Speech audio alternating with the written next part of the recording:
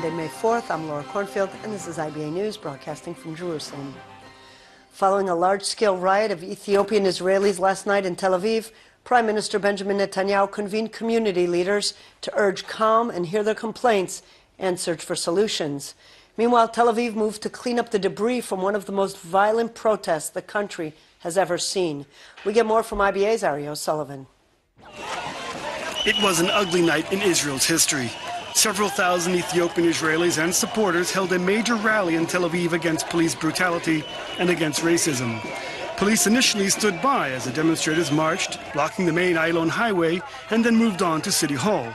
But anger grew and police tolerance waned. Demonstrators overturned police cars and hurled stones at the forces around Rabin Square. Dozens of police officers were injured.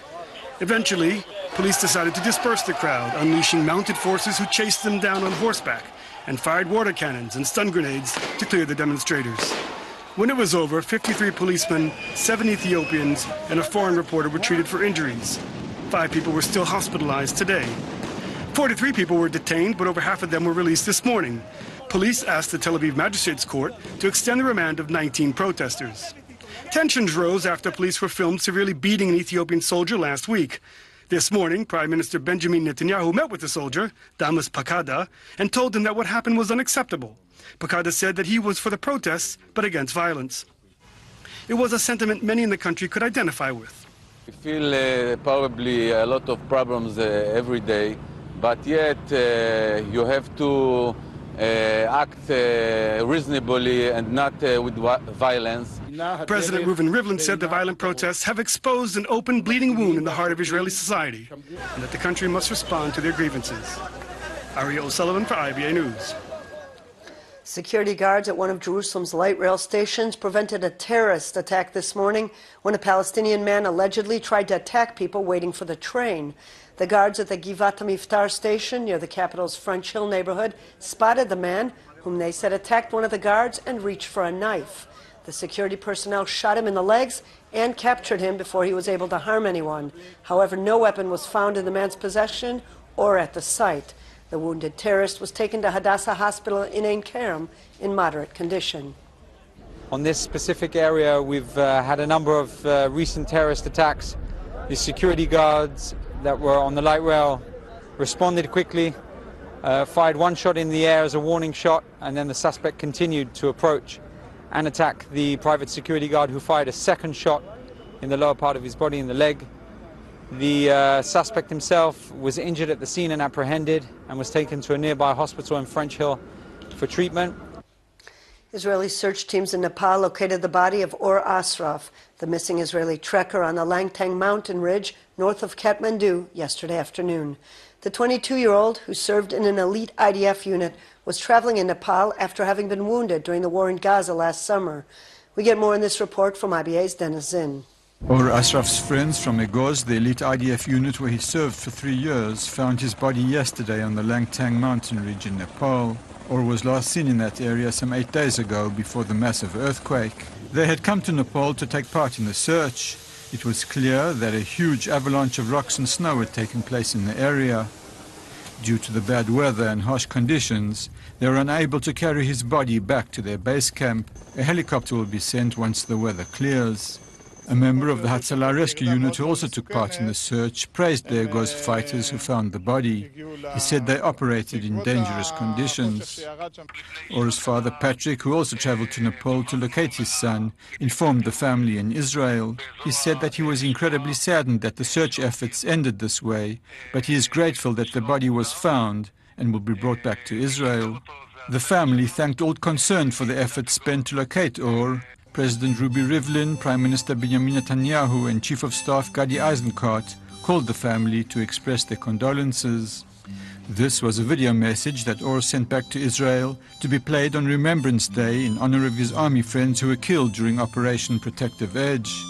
He said that he was sorry not to be able to be with their families on that day.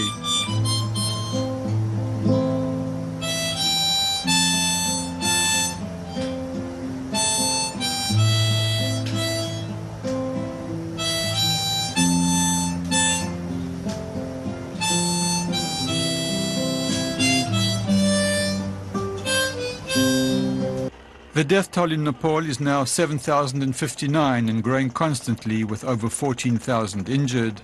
In Kathmandu, the Israeli field hospital continues to work around the clock to save lives, relieve pain and trauma, and deliver babies. Rianshika, a Hindu name meaning goddess, was born yesterday. Her father, a doctor, said that there were no hospitals in the city that were ready and equipped to deliver the baby. He was pleased that his wife managed to delay the birth by a few days. Despite this dangerous earthquake, we got a very healthy baby, and we're happy. There's also something beautiful about being able to really bring new life into the world in a place that's been hit so hard by such a horrific tragedy, where there's been so many deaths and so many injuries. There's I think, nothing more beautiful than being able to help new life come into the world here. This was the fifth baby that was delivered by the Israeli medical team since they arrived. Dennis Zinn, IBA News. Israel Beitenu party leader Avigdor Lieberman announced today that he will sit in the opposition and not join a government led by Prime Minister Benjamin Netanyahu. The 20th Knesset, meanwhile, returned to work today, 5 weeks after being sworn in. Here with more is IBA's Eli Walgelanter. Avigdor Lieberman's surprise announcement an hour ago that he's removed himself from coalition negotiations means that Prime Minister Netanyahu is likely to form his new government with a razor-thin majority of 61 seats, and he's got 52 hours left to make it happen. Lieberman, who currently serves as foreign minister, is said to be deeply unhappy with the concessions extracted from the prime minister by the United Torah Judaism Party, which has already signed on to join the coalition. Under the deal with UTJ, several major reforms drafted by the previous government and aimed at integrating the Haredi community into mainstream Israeli society will be frozen. These include legislation to phase in the Haredim into mandatory military or national service. Lieberman strongly opposes rolling back that legislation, as well as funding for yeshivot that do not teach basic English and math, and strengthening Haredi control over religious marriages and conversions. Likud is taking us for granted, said a senior party official. Our demands are not really being heard. Likud seems to be apathetic over Lieberman staying outside the coalition, said a source close to Netanyahu. We can get underway with only 61 Knesset members. It is not perfect, but definitely not the end of the world. Negotiations continue meanwhile with Beit Yehudi and Shas, which together would bring another 15 seats into the coalition for the narrow majority of 61. But the two parties are still squabbling over control of the Religious Affairs Ministry. As for government business, the 20th Knesset finally gets down to work today, 5 months after dissolving itself. After being sworn in at the end of March, the plenum immediately broke for spring break, which included the Passover and Independence Day holidays. Until the formation of a new coalition is completed and approved, the Knesset will continue to operate on a limited basis with the interim government that has already been sworn in. The Knesset will not be able to hold committee forums, plenums, or no confidence votes, or discuss bill proposals before the coalition is officially formed. Today's Knesset schedule is minimal, with 12 new members making their first addresses. Some veteran MKs are also slated to make one-minute speeches, followed by a special plenum to mark the birthday of Israel's visionary and pioneer, Theodor Herzl. Knesset Speaker Yuli Edelstein, Prime Minister Benjamin Netanyahu, and Zionist Union Chairman Isaac Herzog will speak at the ceremony. Edelstein said the Knesset will not disperse for a summer hiatus at the end of July, as it usually does, but only at the end of August. He also said temporary foreign affairs, defense, and finance committees have been formed to deal with urgent matters. Laura? Thank you, Eli. In Texas, 2 gunmen were killed after opening fire on a security officer outside a contest for cartoons, depictions of the Prophet Muhammad. Authorities said the men, apparently Islamic militants, drove up to the Curtis Culwell Center in the Dallas suburb of Garland as the contest was scheduled to end. We hear more from CNN. Police say 2 men in a car armed with guns rolled up to the Curtis Culwell Center in Garland, Texas, and opened fire just outside. Garland officers that were close by saw what was going on, engaged the 2 men, shot, and killed them both there at the scene by their car. An unarmed security guard was shot in the ankle, treated, and released from the hospital. Sunday's event was called the Muhammad Art Exhibit and Cartoon Contest. They wanted people to make cartoons depicting the Prophet Muhammad in a negative light, send in those drawings, have an art exhibit, and the winner was going to win thousands of dollars. The keynote speaker, Geert Wilders, a Dutch politician, controversial for his anti-Islam views. Police say they were aware of the nature of the event. There were additional officers that were hired for this event by the school district.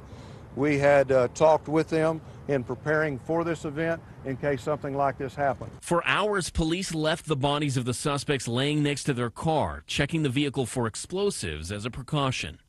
I'm Andrew Spencer reporting. 4 reserve soldiers were injured, 1 seriously and 3 lightly, on the Golan Heights when their armored personnel carrier overturned during a training exercise near the Israeli-Syrian border. The injured soldiers were treated on the scene, and then 2 were evacuated by helicopter to Rambam Hospital in Haifa, and the others were taken to Ziv Hospital in Tzfat. Just 2 days ago, there was a similar incident when an IDF soldier fell out of an armored personnel carrier during a training exercise. Staying in the Golan, where mortar shells launched from Syria wounded 2 United Nations peacekeepers, the IDF says that the shelling appears to be inadvertent fire between Syrian army and rebel forces. The wounded peacekeepers were taken to an Israeli hospital.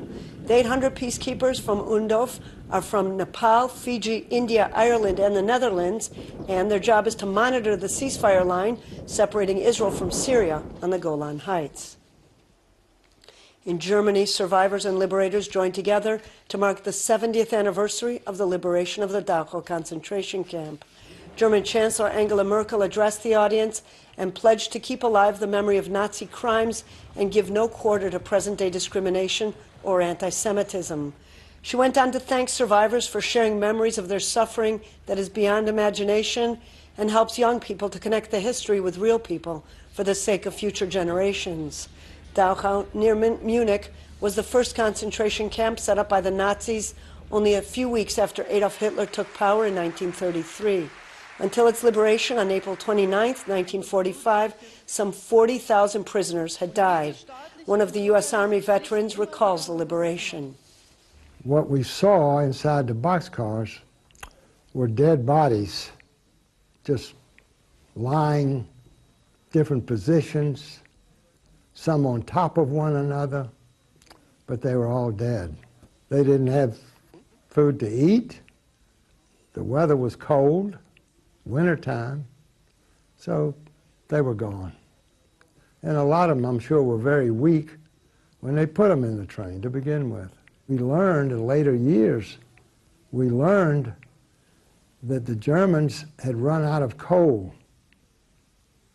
Maybe, I don't know, 4 or 5 days earlier, something like that. So they couldn't operate the ovens. They had no coal.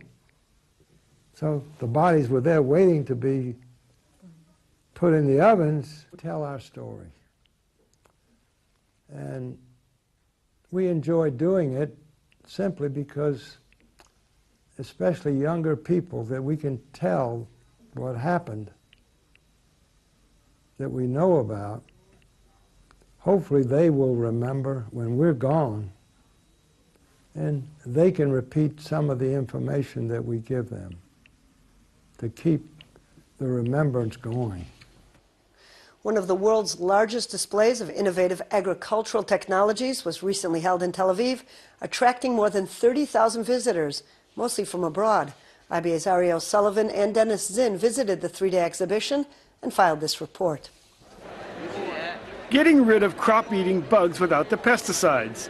An Israeli company has developed killer bugs that eat up those pesky pests. We are using the predatory mite, which called Phytozelus persimilis, and we spread it on top of the crop, and this beneficial kills actually the pest. This is just one of the innovations being showcased at the Agritech. Taking place every 3 years, it highlights the latest Israeli developments in growing food to sustain the billions of humans on Earth. Israel has traditionally had a very strong agriculture. Israel is also a powerhouse when it comes to innovative high technology. It's here at the Agritech in Tel Aviv where thousands of people come from around the world to see Israeli high-tech meet Israeli agriculture. Everything from irrigation to dairy farm programming to bioengineered seeds for super tomatoes. 30,000 people coming to such a small country to meet up with these Israeli companies and sign deals that would probably, somehow or the other affect the economy of this small country is definitely considered a large conference. Yeah.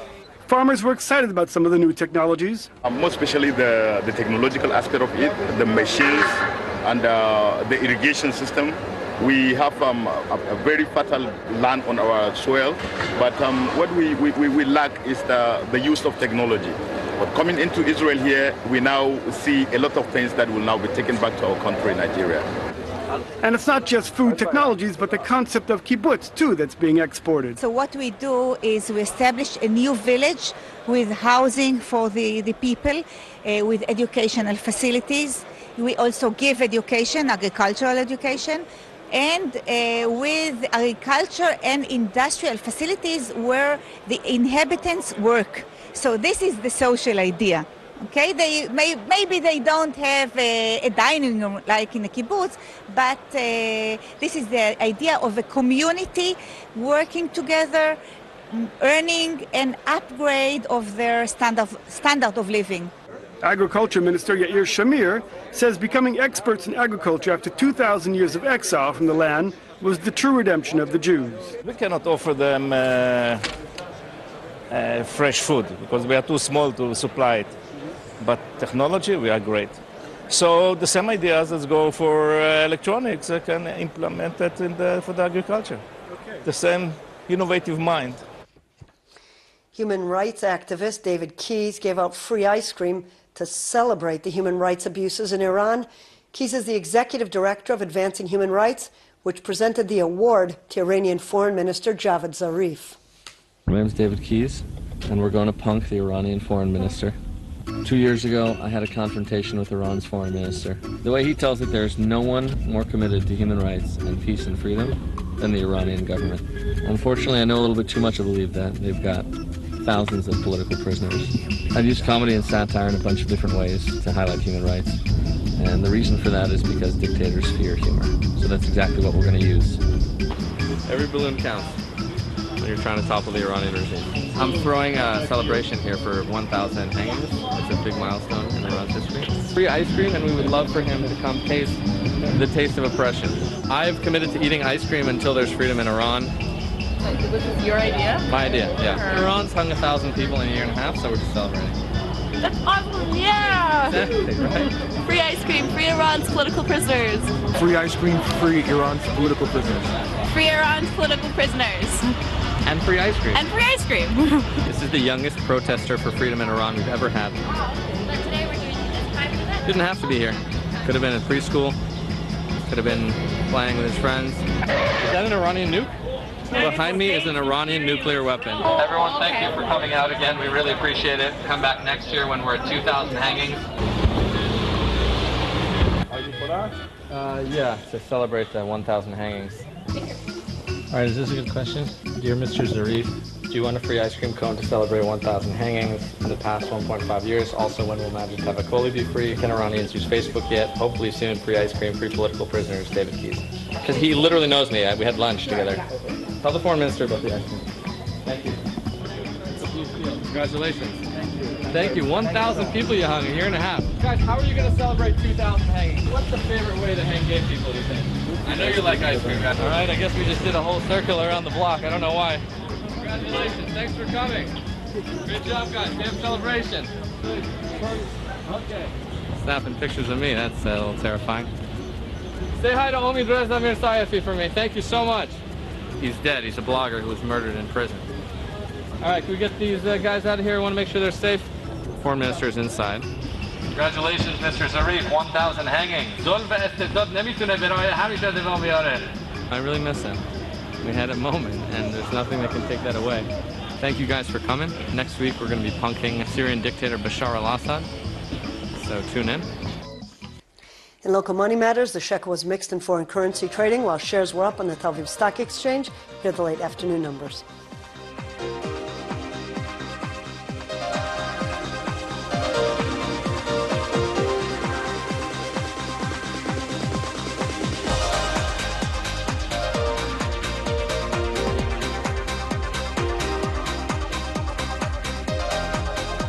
Turning to the weather forecast, and temperatures are expected to rise tomorrow. Here are the highs and lows for the next 24 hours at home and abroad.